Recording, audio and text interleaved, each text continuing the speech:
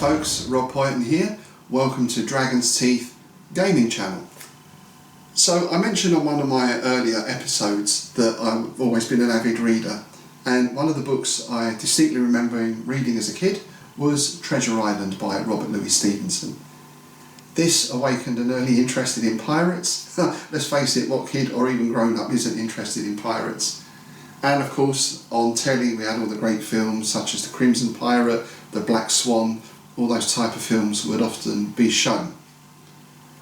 I think later on it might have been a school trip or a family outing, I'm not sure, but we went down to see HMS Victory at Portsmouth, so that sort of increased that interest, because one of the things for me that captured me about that whole pirate genre was, apart from the swashbuckling, were these amazing vessels, these amazing ships that would sail up to something, open a broadside, blast crap out of it, and then sail magnificently off into the sunset. So having the chance to go somewhere like HMS Victory and actually experiencing being on one of these vessels was great. It really fired the imagination. And probably about that time, or maybe a little after that time, I got into reading the Alexander Kent novels about Bolitho, which follows the career of a sailor through from, I think he starts as a midshipman and eventually becomes admiral. A whole series of Napoleonic naval adventurers. And of course there's C.S. Forester as well, and other authors who are similar. And I think Alexander Kent is the pen name of Douglas Reman, who also produced a lot of naval fiction set in the First World War and the Second World War. So if you're into that kind of thing, then definitely check those books out. Now, I also mentioned before that I used to get a lot of my wargaming stuff from a shop called New Model Army in Manor Park High Street. They sold a collection of ship models by a company called Navwar. So they were Second World War, First World War, and I was delighted to find Napoleonic era sailing ships as well. So we had the models, but we didn't have any rules. Until I discovered something called Action Under Sail, 1756 to 1815, and they were published by a company called Tabletop Games. Now Tabletop Games was a company set up in the 70s by a guy called Bob Connor, and he set it up because he thought it was very expensive. If you wanted to do big battles in whatever era, it was very expensive to buy all these metal figures. So he started producing these set of rules where you could have quite big battles, but using, like, they were sort of counters or card counters. And I had a couple of sets of these. I think I had a Second World War one and a sort of Roman army one as well. I never really got to play them that much, but they were interesting sets of rules from what I remember. And I don't think I have any of those still. So again, if anyone out there does have those or still play those, I'd be interested to hear. Aside from those, they also published a wide set of rules covering lots of different periods, lots of different genres, and one of them was this Action Under Sail. So these were first published in 1977. These are the third edition. I've not been able to track down the fourth edition anywhere, so if anyone does have a copy of those, I'd be interested to see them. They were written by an S. Burney, I think it was a Steve Burney, who was a member of the Halifax War Games Society. And these are a nice set of rules. They cover all the main areas without getting too bogged down into detail. And we certainly had a lot of good battles using these rules. Now, when I started clearing out my shed, as I mentioned a few times already, one thing I discovered was some of those old vessels. These are Navwar ships, 1/1200th scale, but as you can see, where they've been stored not very well, other things have been put on top and they've suffered some damage. Now that might be repairable. I've got a whole load of masts here, so it could be that I can repair these. But I thought, wouldn't it be nice to get back into doing some of this naval wargaming seriously?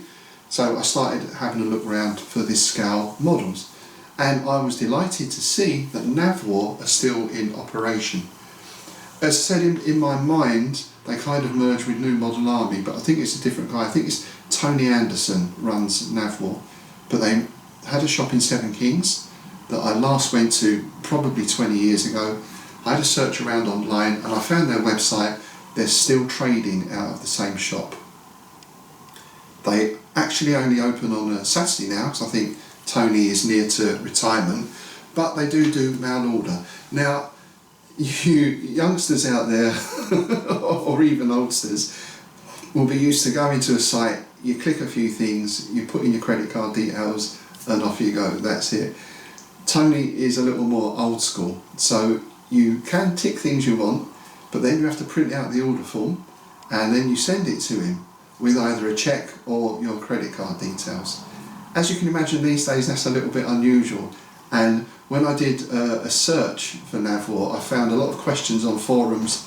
Is this for real? Do these guys really do this? But everyone reported, including Steve, funny enough, at Bedford Gladiators, who had also ordered some stuff from him recently.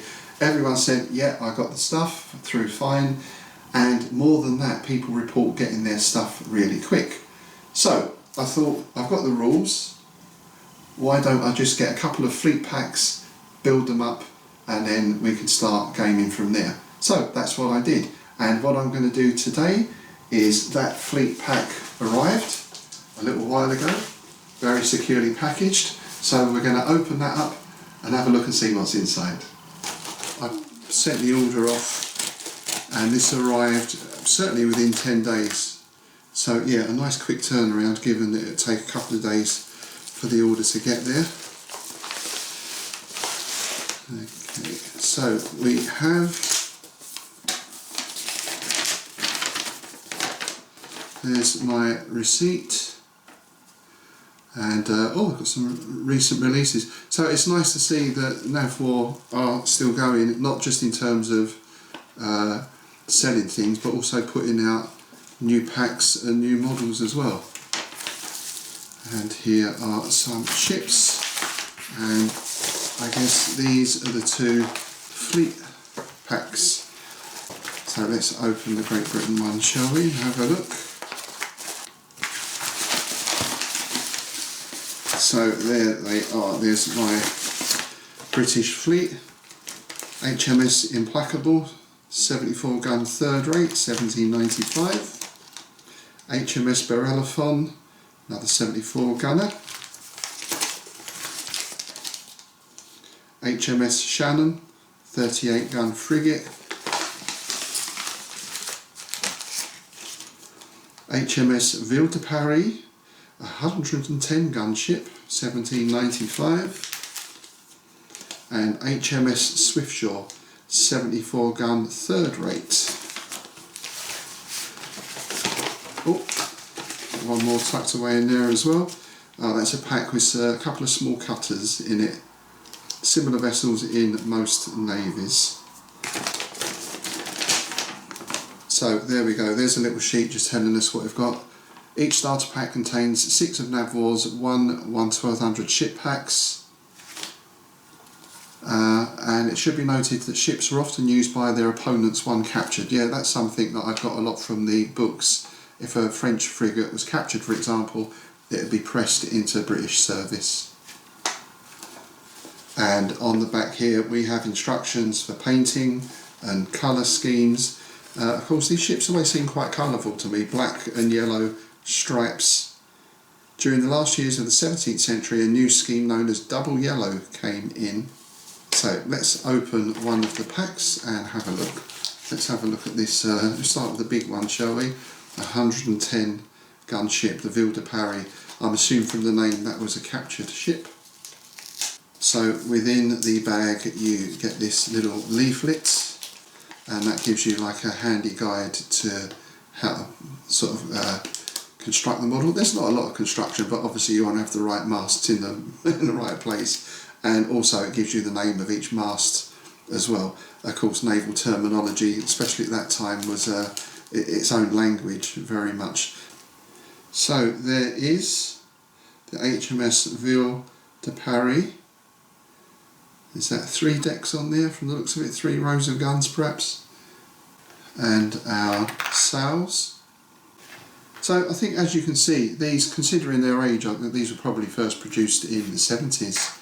They've got pretty good detail on for their size. They're all metal. There's certainly enough detail on there for wargaming needs, and what I'll need to do is just drill some little holes for the masts, probably fix those on with super glue. So that's what I'll be doing in the forthcoming episodes in the Age of Sail series. I'll be priming these up and assembling them and painting them, and also looking at how we base them as well. From the look of it before, this looks like sort of thick card that I've painted, so I may look at using some plastic card, maybe a little bit of filler on top to give it a little bit of sort of movement, waves and wake and so on. But I'll be detailing all that stuff as I go along. Rigging, of course, is always a feature with this type of model, and I can see on my earlier ones, slightly squashed, I've tried to put some rigging on and a flag there as well. So that's something else I will look at doing. Now, of course, in this scale, certainly for me, with my eyesight, it's not going to be super elaborate rigging, but it will just give an idea. And hopefully as well, putting all that rigging in place will help firm the structure of the mast up a bit as well. So there we go, I've got two fleets to assemble, paint and base. I'm not going to open all the others at the moment because I know what's going to happen. I want to keep all the bits together, the right masts for the right ship. So I'm going to put this one back in the bag before I open any others. Keep everything together. And as I say, you get this handy little leaflet in each packet that gives you the details not only of the mast and where everything goes, but on the back you get something about the history of the ship as well, and its armament and a few nice details. So that's all very useful from the gaming perspective. So what I'll do next time in this series is I'll clean these up, I'll get them undercoated, and then we'll maybe have a look at how we're going to base them as well. So as always, to make sure you don't miss any episodes, please subscribe, please share and like, and please send in any thoughts, suggestions or ideas you have for naval Napoleonic gaming. Until next time, take care.